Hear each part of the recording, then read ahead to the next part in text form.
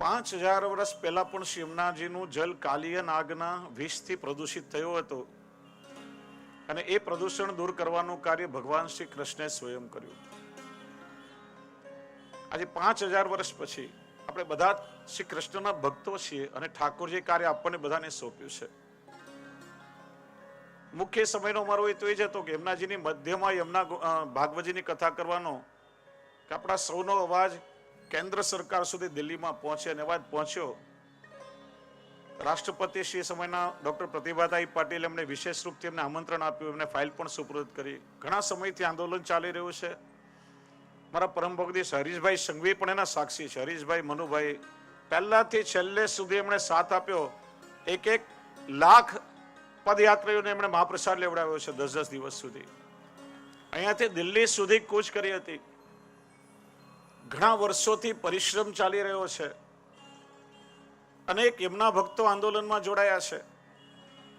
એક જ માત્ર બધાનો હેતુ છે કે આપણને બધાને મૂળ સ્વરૂપમાં જે શ્રી મહાપ્રભુજી વર્ણન કર્યું, વિશુદ્ધ મથુરા તટે સકલ ગોપ ગોપી વૃતે કૃપા જલધિ સંસ્કૃતે, એ જે યમુનાજીનું મૂળ સ્વરૂપ એ આપણને પાછું પ્રાપ્ત થાય. ઘણા પ્રયત્નો પણ ચાલી રહ્યા છે.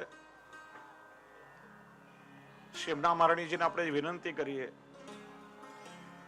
કેન્દ્ર સરકારના દરેક પદાધિકારીઓના હૃદયમાં હવે સ્વયં શ્રી યમુનાજી બિરાજે. હવે એમના જ હાથમાં છે. જેટલા પ્રયત્ન બધાથી થઈ છે કે બધા કરી જ રહ્યા છે. બધા શ્રી યમુના ભક્તો આંદોલનમાં જોડાયેલા જ છે. પણ ત્યાં સત્તા પર બેસેલા સૌના હૃદયમાં સ્વયં હવે શ્રી યમુનાજી બિરાજે. અને જેમ ગંગાજીના શુદ્ધિકરણનું કાર્ય થયું એમ શ્રી યમુનાજીના શુદ્ધિકરણ માટે બધા સંકલ્પિત થાય અને આવનાર ભવિષ્યમાં આપણે બધા જ ઠાકોરજીના જારીજી માટે સુંદર યમુનાજીનું શુદ્ધ જલ ભરી શકીએ, યમુનાજીમાં સ્નાન કરી શકીએ, વિના સંકોચે પાન કરી શકીએ. અને એ જ 500 વર્ષ પહેલા શ્રી મહાપ્રભુજીએ જે શ્રી યમુનાજીનું દર્શન કર્યું એ દર્શન ફરીથી આપણને સૌને પ્રાપ્ત થાય એવી કામના. અને માટે જ આ યમુનાજીના ગોદમાં બેસીને યમુના ગુણગાન કરવાનું એક આયોજન થઈ રહ્યું છે. સંકલ્પ એ જ છે કે આપણા બધાનો અવાજ કેન્દ્ર સરકાર સુધી પહોંચે. અનેક કેવલ પુષ્ટિ માર્ગમાં જ નહીં, અનંત કાલથી અનેક શ્રી યમુનાજીના ભક્તો શ્રી યમુનાજીનું આરાધન કરતા આવ્યા છે. આપણે આ 3 દિવસ સુધી શ્રી યમુના મૈયાના ગોદમાં બેસી અને શ્રી યમુનાજીનું ગુણગાન કરવાના છીએ. તો ખાસ સૂચના કે વચ્ચે કોઈ પણ આટા ના મારે, વચ્ચે કોઈ વિક્ષેપ ના થાય. પહેલા સાવધાન કરવું કે ભગવત ગુણગાનમાં વિક્ષેપ કરવો એક અપરાધ માનવામાં આવે છે. અને મોબાઈલને બધા સાયલેન્ટ મોડ પર મૂકી દેજો. કારણ કે આખું જીવન 3G 4G ને 5G માં બધા રમી રહ્યા છો. આ 4G 5G માંથી બહાર નીકળી શ્રી યમુનાજીની સાથે આપણા મનને આપણે જોડીએ. બધા જ એકવાર ભાવથી સંકીર્તન કરી લઈએ. બધે જ લૌકિક ચર્ચાને ચર્યાને વિરામ આપીએ. આપણું મન હવે શ્રી યમુનાજીની સાથે જોડાય. શ્રી વલ્લભ વિઠ્ઠલ ગિરધારી યમુનાજી કી બલિહારી. श्री वल्लभ विठ्ठल गिरिधारी श्री यमुना जी की बलिहारी. શ્રી વલ્લભ વિઠ્ઠલ ગિરધારી યમુનાજી કી બલિહારી.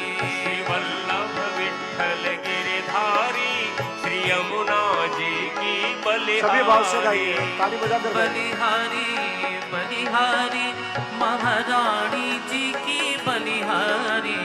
बलिहारी बलिहारी महारानी जी की बलिहारी. ओ बलिहारी बलिहारी महारानी जी की बलिहारी.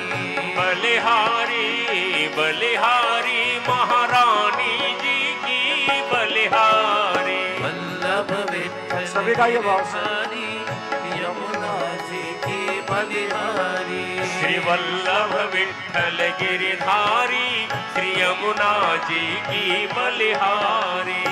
जय यमुना श्री गोवर्धन नाथ महाप्रभु श्री विठ्ठल नाथ. जय यमुना श्री गोवर्धन नाथ महाप्रभु श्री विठ्ठल नाथ. जय यमुना श्री गोवर्धन नाथ महाप्रभु श्री विठ्ठल नाथ. जय यमुना श्री गोवर्धन नाथ महाप्रभु श्री विठ्ठल नाथ. वल्लभ विठ्ठल गिरधारी यमुना जी की बलिहारी श्री वल्लभ विठ्ठल गिरधारी श्री यमुना जी की बलिहारी श्री वल्लभ विठ्ठल गिरधारी यमुना जी की बलिहारी श्री वल्लभ विठ्ठल गिरधारी श्री यमुना जी की बलिहारी जय यमुना श्री गोवर्धन नाथ महाप्रभु श्री विठ्ठल नाथ जय यमुना श्री गोवर्धन नाथ महाप्रभु श्री विठ्ठल नाथ वल्लभ विठ्ठल गिरधारी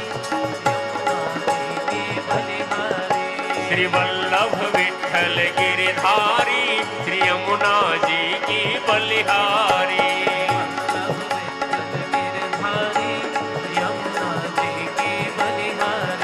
श्री वल्लभ विठ्ठल गिरधारी श्री यमुना जी की बलिहारी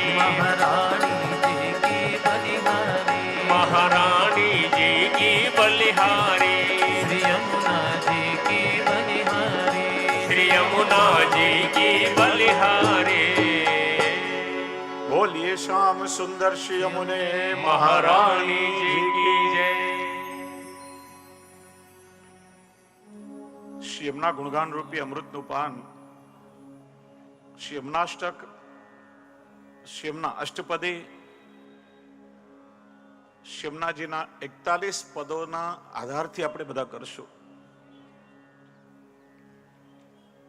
આ યમુના ગુણગાન અમૃતનો સાગર છે અને અમૃતનું પાન કરવા માટે તો જીવનમાં ગમે તેટલો સમય ઓછો પડે. ભગવદ નામ ક્યારે કોઈ કાળની સાથે બંધાતું નથી. ભગવાન સ્વતંત્ર છે, પ્રભુનું નામ પણ સ્વતંત્ર છે. આપણી પાસે હવે 2.5 દિવસ બચ્યા છે. આજનો અડધો સમય તો નીકળી ગયો ઔપચારિક વિધિઓમાં, અને 2.5 દિવસમાં બધી લૌકિક વૃત્તિઓ છોડી ઠાકોરજી કેટલી કૃપા કરી છે કે આ 2025નું વર્ષ પૂરું થવા જઈ રહ્યું છે. અને આપ સૌ જાણો છો કે આ 2025નું વર્ષ કેટલું ખરાબ રીતે વ્યતીત થયું છે. આખા વિશ્વમાં કેટલો વિનાશ થયો છે, કેટલી જાનહાનિ થઈ છે, કેટલું નુકસાન થયું છે. કોવિડથી શરૂઆત થઈ. બધા ઠાકોરજીની વિનંતી કરતા હતા કે આ 2025નું વર્ષ હવે જલ્દી પૂરું થાય તો સારું. આપણે સૌ શિવનાજીને વિનંતી કે જતા વર્ષમાં હવે આખા વિશ્વમાં સુખ શાંતિ થાય, લોકો બધા સુખ ચેનથી જીવી શકે,